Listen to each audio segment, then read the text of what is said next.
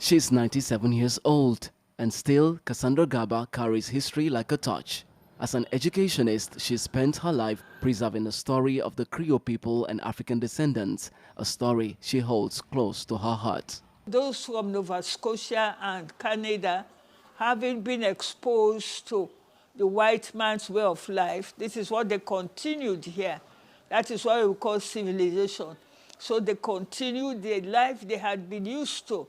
So the slaves that were liberated off their boats, who had not gone to Europe or America, they found these people and they also were mixed. And gradually we have what we call the Krio and Krio.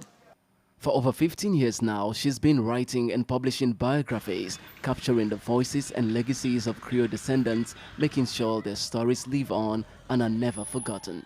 This fabric is a symbol of the Krio identity. Known as the print, Krios have used it to identify themselves in and out of Sierra Leone.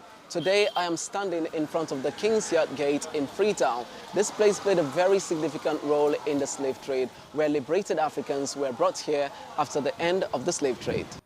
Samuel Valcasel is the president of the Krio community in Sierra Leone. He believes their ancestors were wronged by colonialists and are less represented in Sierra Leone's political landscape.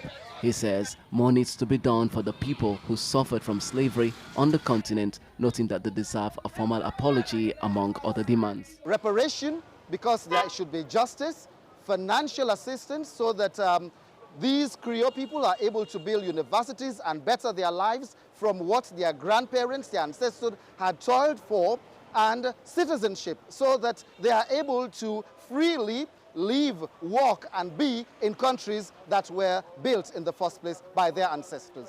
This year's theme is Justice for Africans and People of African Descent Through Reparations. Adopted by the African Union, the theme highlights the ongoing pursuit of justice and redress for historical injustices, particularly the transatlantic slave trade and colonialism.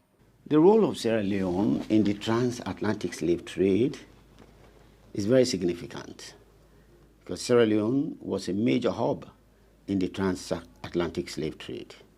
This was because of its geographical topography.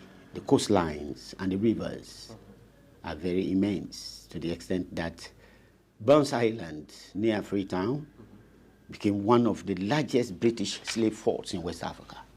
As commemorations continue, people like Cassandra Garber hope that the Krios and other people of African descent can get justice and reparations soon.